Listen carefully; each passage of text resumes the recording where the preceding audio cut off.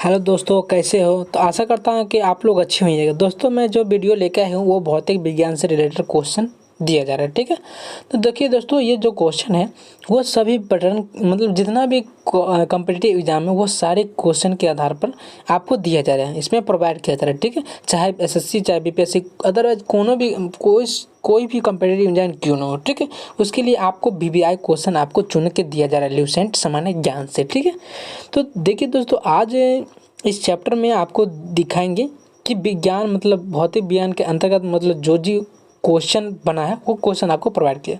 दोस्तों, एक बात कहना चाहूँगा, अगर इस चैनल पर नए हो तो चैनल को जरूर सब्सक्राइब कर दें और बेल आइकन को जरूर दबा लीजिए। ठीक है, अगर इस और अपने दोस्तों के भी शेयर कीजिए। ठीक है दोस्तों, आज ये क्वेश्चन जो है वो 1 से लेके 25 तक रहेगा और जो क्वेश्चन अगला आएगा वो 25 से लेके 28 तक रहेगा। ठीक है, सॉरी 25 से लेके 50 तक।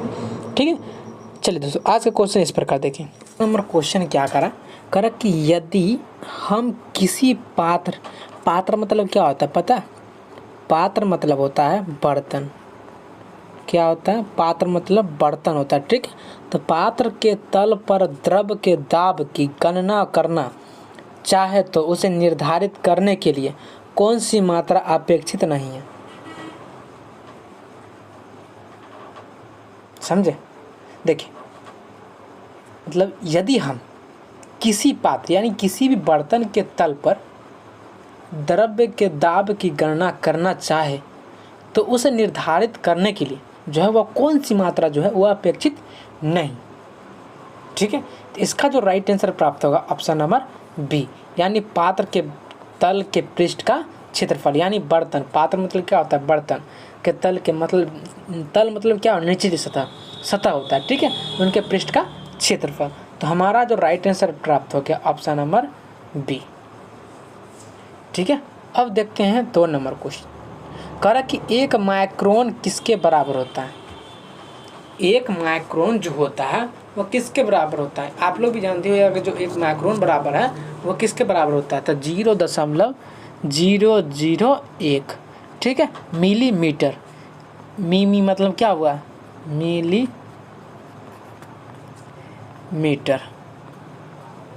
ठीक है, मी मतलब मतलब मिलीमीटर। ठीक है, तो हमारा मतलब 1 माइक्रोन किसके बराबर होता है? कितने मिलीमीटर के बराबर होता है? तो 0.001 मिलीमीटर के बराबर। ठीक है, तो हमारा जो राइट आंसर प्राप्त हो गया ऑप्शन नंबर सी। अब देखते हैं 3 नंबर क्वेश्चन। करा कि पानी की बूंदों का तैलीय पृष्ठ पर न चिपकने का कारण क्या हो सकता है? देखिए, पानी की बूंदे का तैलीय पृष्ठ मतलब पानी की बूंद है। ठीक है, तो उस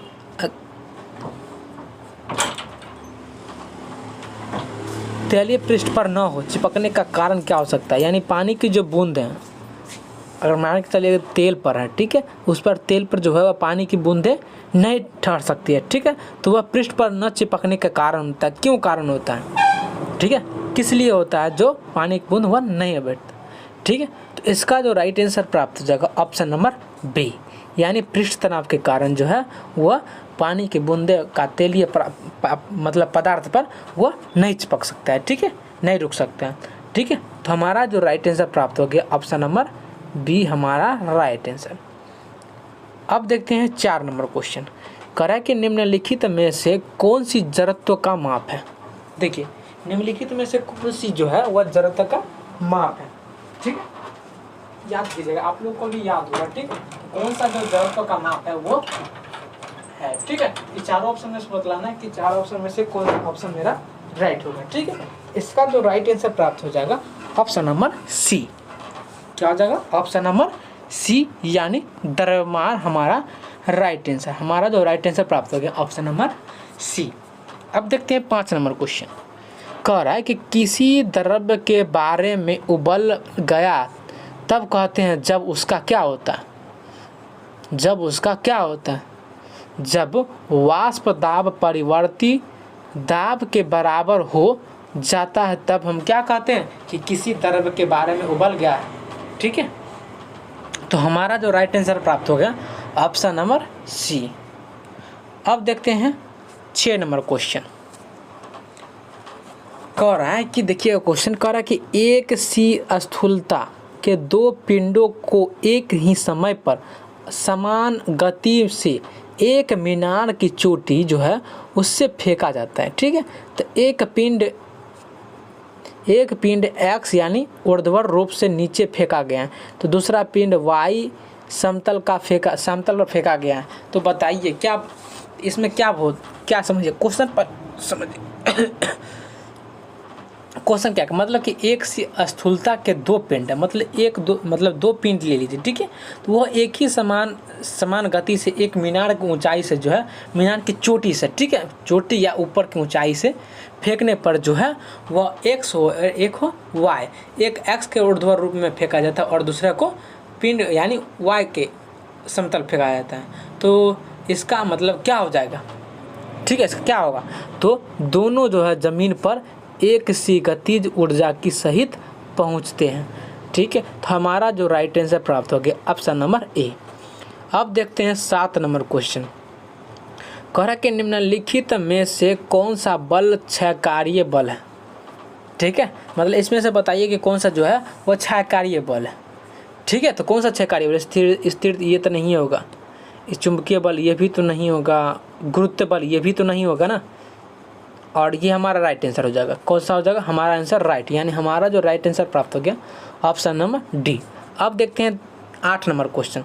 कह रहा कि किसी मनुष्य के लिए नदी के जल की अपेक्षा समुद्र के जल में तैरना अधिक सरल क्यों होता है? देखिए, किसी मनुष्य के लिए नदी के जल में अपेक्षा समुद्र के जल में तैरना अधिक सरल, मतलब समुद्र में आप आसानी से तैर सकते, क्यों? और नदी में आसानी से नहीं तैर सकते, क्यों? इसका क्या रीजन, क्या कारण हो सकता है? ठीक है, तो इसका जो कारण है वह समुद्र जल का जो घनत्व नदी के जल की घनत्व से क्या होता है? अधिक होता है। समुद्र जल का जो घनत्व है वह नदी के जल से घनत्व कितना अधिक होता है? तो मतलब इससे अधिक होता है समुद्र जल, मतलब नदी के जल से जो है समुद्र का जल कितना अधिक होता है। ठीक है, तो हमारा राइट आंसर क्या हो जाएगा? Option number B. अब देखते हैं 9 नंबर क्वेश्चन। कह रहा है कि निम्नलिखित में से कौन सा जो है वह भार की इकाई नहीं है? ठीक है, इनमें से आपको बतलाना है कि जो कौन सा जो है भार की इकाई नहीं है। तो हमारा जो राइट आंसर प्राप्त हो जाएगा ऑप्शन नंबर डी। क्या हो जाएगा? ऑप्शन नंबर डी, यानी डाइन। क्या हो जाएगा? डाइन। ठीक है, तो इसका राइट आंसर क्या हो गया? Option number D. ठीक है, अब देखते हैं 10 नंबर क्वेश्चन। कह रहा कि वीमा MLT इनवर्स क्या बोल सकते? ये -2 नहीं है। ठीक है, इसको ऊपर लिखेंगे। ठीक है, -2। ठीक है, इसको नहीं लिखेंगे। ठीक है, तो वीमा MLT इनवर्स 2 किसके अनुरूप है? ठीक है, तो किसके अनुरूप है, मतलब ये किसका सूत्र है? ठीक है, MLT इनवर्स 2 किसका है? ठीक है, तो ये हो जाएगा बल का। किस चीज़ का? बल का, यानी फोर्स का। क्या हो जाएगा? फोर्स का। ठीक है, चले हमारा जो राइट आंसर प्राप्त हुआ वो ऑप्शन नंबर ए हो गया। ठीक है, अब देखते हैं 11 नंबर क्वेश्चन। कह रहा कि स्वचालित मतलब अपने आप चालित वाहनों के रेडिएटर में प्रतिहिम के रूप में किस पदार्थ का प्रयोग किया जाता है? ठीक है, तो किस पदार्थ का उपयोग किया जाता है? तो मैथिल अल्कोहल और H2O। H2O इसको इस प्रकार सीधे नहीं लिखा जाता है, H2O। ठीक है, यानी जल का सूत्र होता है। ठीक है, ये H2O जल, H2O जल का सूत्र होता है। ठीक है, मैथिल अल्कोहल। ठीक है, ये दोनों जो है वह स्वचालित वाहनों के रेडिएटर में प्रतिहिम के रूप में ये दोनों पदार्थ रहते हैं। ठीक है, अब देखते हैं 12 नंबर क्वेश्चन। ठीक है, देखिए कह रहा कि एक बांध की दीवार सबसे ऊपरी भाग की अपेक्षा सबसे निचले भाग पर अधिक मोटी बनाई जाती है, क्योंकि दीवार पर जो पानी द्वारा जो डाला गया है दाब वो किस पर निर्भर करता है? किसके साथ रहता है? ठीक है, तो इसका जो राइट आंसर प्राप्त हो जाएगा ऑप्शन नंबर सी। क्या हो जाएगा? ऑप्शन नंबर सी, यानी दीवार की गहराई के साथ बढ़ता है। दीवार की गहराई के साथ वो बढ़ता है। तो हमारा जो राइट आंसर प्राप्त होगा ऑप्शन नंबर सी। अब देखते हैं 13 नंबर क्वेश्चन। कह कि जब कोई दौड़ती हुई कार अचानक रुक जाती है तो यात्री आगे की ओर झुक जाती है, इसका क्या विजन हो सकता है? मतलब कोई गाड़ी अगर चलती है वो अचानक से रुक जाती है तो ये जो उस गाड़ी में बैठे हुए यात्री रहते वो अचानक से क्या होती है? आगे की ओर झुक जाती है। इसका जो कारण है वो क्या कारण हो सकता है, किस कारण से जो है वो यात्री आगे की ओर झुक जाता है जब वो एकाएक गाड़ी जो है वो कार अचानक रोकती है। ठीक है, तो कौन सा हो जाएगा, यानी जब गति का जरूरत हो, किस चीज़ पर, तो गति का जरूरत हो। ठीक है, तो हमारा जो राइट आंसर प्राप्त होगा ऑप्शन नंबर सी हमारा राइट आंसर। ठीक है, हमारा राइट आंसर सी। ठीक है, अब देखते हैं 14 नंबर क्वेश्चन। कारक की सापेक्ष गुरुत्व निम्न में से किसका अनुपात है। सापेक्ष गुरुत्व निम्न में से जो है वो किसका अनुपात है। ठीक है, तो इस चारों ऑप्शन में से बतलाना है कि आपको जो है वह किसका अनुपात सापेक्ष गुरुत्व का है। ठीक है, तो हम ये बता दो कि इसका जो राइट आंसर होगा ऑप्शन नंबर ए हो जाएगा, यानी जो पदार्थ का घनत्व है और किस चीज़ का घनत्व, जल का घनत्व, ये दोनों जो है वो सापेक्ष गुरुत्व का अनुपात है। ठीक है, अब देखते हैं 15 नंबर क्वेश्चन। करा कि वर्षा सह कोटन और तंबुओं के लिए सामग्री में जल सह गुण का स्रोत होता है। किस तनाव में, किस मतलब पृष्ठ तनाव, श्यानता, विशिष्ट घनत्व, प्रत्यास्था, तो किसका राइट आंसर है, कौन सा राइट आंसर हो जाएगा। तो हमारा जो राइट आंसर प्राप्त होगा पृष्ठ तनाव। ठीक है, तो हमारा राइट आंसर क्या हो गया, ऑप्शन नंबर ए हमारा राइट आंसर। ठीक है, पृष्ठ तनाव। ठीक है, आप देखते हैं 16 नंबर क्वेश्चन। करा कि एक दाब मापी को एक बेलजार में रखा गया है, तो उस बेलजार में वायु को धीरे धीरे निकालने पर क्या होता है। ठीक है, क्या होता है, एक दाब मापी का जो बेलजार में रखा गया, ठीक है, और उस बेलजार को वायु के धीरे धीरे निकालने पर, मतलब जब उसको बंद कर दिया बेलजार को, तो उसको जो है वो धीरे धीरे ओपन करता है, यानी खोलता है, मतलब धीरे धीरे उसको निकालता है। ठीक है, तो क्या होता है उसमें, यानी क्या, किसमें क्या होगा, पारे का स्तर बढ़ने लगता है, पारे का स्तर घटने लगता है, पारे का स्तर अपरिवर्तित रहता है, बेलजार भर जाता है, क्या होता है। इसका जो राइट आंसर प्राप्त हो जाएगा ऑप्शन नंबर ए।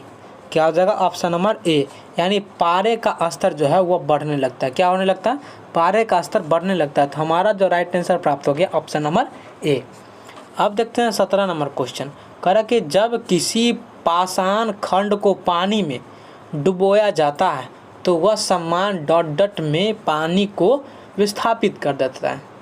ठीक है, तो कौन सा जो है वो पानी में डुबोया का जो उसको विस्थापित कर देता है उसके समान। ठीक है, तो इसका जो राइट आंसर प्राप्त हो जाएगा ऑप्शन नंबर सी, यानी द्रव्यमान। क्या हो जाएगा, द्रव्यमान। तो हमारा राइट आंसर क्या बना, ऑप्शन नंबर सी। आप देखते हैं 18 नंबर क्वेश्चन। कह रहा कि जब किसी पिंड को द्रव में डुबाया जाता है तो उस पर कौन सा बल कार्यरत हो जाता है। ठीक है, तो कौन सा बल कार्यरत हो जाता है। तो इसका जो राइट आंसर प्राप्त हो जाएगा ऑप्शन नंबर डी, यानी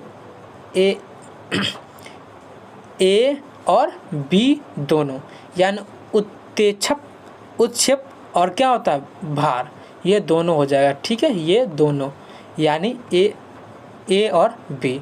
तो इसका जो राइट आंसर प्राप्त होगा ऑप्शन नंबर डी। ठीक है, अब देखते हैं 19 नंबर क्वेश्चन। कह रहा है कि विलोडन द्वारा हिलाया गया द्रव किसके कारण स्थिर हो जाता है। विलोडन द्वारा जो हिलाया गया द्रव है वह किसके कारण स्थिर हो जाता है, यानी रुक जाता है। ठीक है, तो किसके कारण, तो हो जाएगा यानी श्यानता के कारण। क्या आज किस चीज़ के कारण, श्यानता के कारण। तो हमारा जो राइट आंसर प्राप्त हो जाएगा ऑप्शन नंबर सी। हमारा राइट आंसर क्या हो गया, ऑप्शन नंबर सी। अब देखते हैं 20 नंबर क्वेश्चन। कह रहा है कि सार्वत्रिक गुरुत्व स्थिरांक का बीमीय सूत्र कौन सा है। सर्वात्रिक यानी सबसे अधिक त्रिक है, जो त्रिक यानी 3, गुरुत्व स्थिरांक का बीमीय सूत्र कौन सा है। ठीक है, तो इसका जो राइट आंसर प्राप्त हो जाएगा ऑप्शन नंबर डी, यानी एम इनवर्स। इसको इस प्रकार लिखना बाबू, एम इनवर्स 1 L3 L की पावर 3 और T इनवर्स 2, इस प्रकार जो है वो आप लोग लिखिएगा। ठीक है, इसमें नहीं लिखने में बनता था। ठीक है, तो चलिए इसका जो राइट आंसर प्राप्त हो जाएगा ऑप्शन नंबर डी, यानी एम इनवर्स 1, एम इनवर्स सीधे बोल सकते हैं, और LQ T इनवर्स 2। ठीक है, तो हमारा जो राइट आंसर प्राप्त हुआ ऑप्शन नंबर डी। अब देखते हैं 21 नंबर क्वेश्चन। कह रहा कि एक वस्तु का द्रव्यमान भौतिक तुला से मापने पर एक स्थिर लिफ्ट में m पाया गया है। यदि वही लिफ्ट a के त्वरण, यानी इसको बोला जाता है एक्सेलरेशन, से ऊपर जाने लगे तो वस्तु का द्रव्यमान जो है वो क्या होने लगे, कितना होने लगता है, माप हो कितना होगा, उसका जो द्रव्यमान का वस्तु का जो द्रव्यमान वो उसका माप कितना होगा, ठीक है। इसका जो राइट आंसर प्राप्त हो जाएगा ऑप्शन नंबर बी, यानी मैग 1। क्या हो जाएगा, मैग 1, या इस प्रकार भी लिख सकते हैं मैग 1, ठीक है। तो हमारा राइट आंसर क्या हो गया, ऑप्शन नंबर बी। अब देखते हैं 22 नंबर क्वेश्चन। करा कि ग्रह गति का कैपलर नियम बताता है कि कालावधि का वर्ग डॉट डॉट के बराबर है। कालावधि किस वर्ग के बराबर है, किस अक्ष के बराबर है, किस अक्ष के वर्ग के बराबर है, ठीक है। तो हमारा जो राइट आंसर प्राप्त हो जाएगा ऑप्शन नंबर सी, यानी अर्ध दीर्घ अक्ष के घन, ठीक है। तो हमारा जो राइट आंसर प्राप्त हो गया ऑप्शन नंबर सी। अब देखते हैं 23 नंबर क्वेश्चन। करा कि पदार्थ की तरंगे किस प्रकार की होती है। पदार्थ की जो तरंगे है वह किस प्रकार की होती है, ठीक है। तो हमारा राइट आंसर क्या हो जाएगा, ऑप्शन नंबर ए, यानी डी ब्रोगली तरंगे। क्या हो जाएगा, यहाँ पर डी ब्रोगली होता है, डी ब्रोगली, दी नहीं है, इसको हिंदी में पढ़ा जाता है, इसको डी ब्रोगली बोलते हैं, डी ब्रोगली तरंगे, ठीक है। तो हमारा राइट आंसर क्या हो जाएगा, ऑप्शन नंबर ए। डी भी पढ़ सकते हैं, डी भी पढ़ सकते हैं, कोई दिक्कत नहीं, ठीक है। चलिए अब देखते हैं 24 नंबर क्वेश्चन। करा कि किसी पिंड का वजन किसके केंद्र से प्रतिक्रिया करता है। तो किस केंद्र के प्रतिक्रिया से करता है पिंड का वजन। तो हमारा जो राइट आंसर प्राप्त हो जाएगा option number A, option number A, यानी गुरुत्वाकर्षण, ग्रेविटेशनल, ठीक है, यानी गुरुत्वाकर्षण। तो हमारा जो राइट आंसर प्राप्त हो जाएगा ऑप्शन नंबर ए। अब देखते हैं 25 नंबर, इस वीडियो का लास्ट क्वेश्चन देखते हैं, ठीक है, और नेक्स्ट वीडियो में देखेंगे 26 से, ठीक है। चलिए अब देखते हैं वृत्ताकार पथ के चारों ओर पिंड की गति किसका उदाहरण है। वृत्ताकार पथ पर, यानी वृत्ताकार पथ है, ठीक है, और इसमें चारों ओर पिंड की गति किसका उदाहरण है। तो ये जो है वो किसका उदाहरण हो सकता है, ठीक है, ये जो है वो समान वेग और परिवर्तित त्वरण का उदाहरण है, ठीक है। तो हमारा जो राइट आंसर प्राप्त हो जाएगा ऑप्शन नंबर ए, समान वेग परिवर्तित त्वरण, ठीक है। तो हमारा राइट आंसर हो गया ऑप्शन नंबर ए, ठीक है। थैंक यू दोस्तों, आज का मैं वीडियो जो है वो आप लोग को बढ़िया लगा होगा, ठीक है। आई होप बहुत ही मज़ेदार ये वीडियो होगा, ठीक है। तो आपसे निवेदन है कि अगर इस चैनल पर नए हो तो चैनल को प्लीज़ सब्सक्राइब जरूर कर दीजिए और बेल आइकन को जरूर दबा लीजिए, ठीक है। फिर मिलेंगे कल के नेक्स्ट वीडियो में, बने रहिए, फिर देंगे 26 से देंगे, ठीक है, कोई दिक्कत नहीं। चलिए आज का वीडियो यहीं समाप्त करता हूँ, फिर मिलते हैं कल के नेक्स्ट वीडियो में। जय हिंद, जय भारत।